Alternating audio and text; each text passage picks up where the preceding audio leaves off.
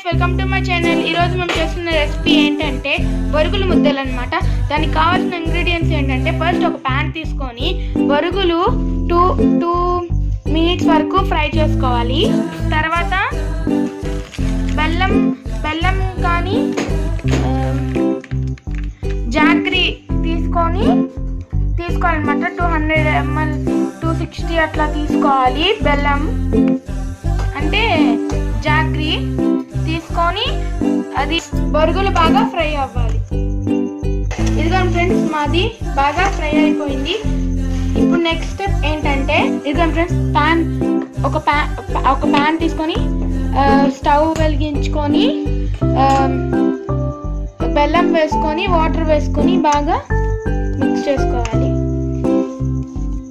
Liquid స్టేట్లో వచ్చే వరకు మిక్స్ చేసుకోవాలన్నమాట.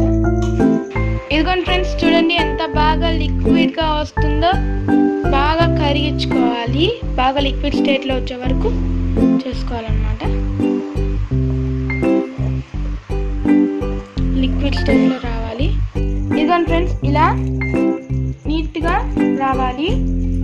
బెల్లం ఇలా నీట్గా కరిగిపోవాలన్నమాట. పాకం కరిగిపోవాలి. తర్వాత మనం ఫ్రై చేసుకున్న బొరుగులు వేసేసుకుందాం.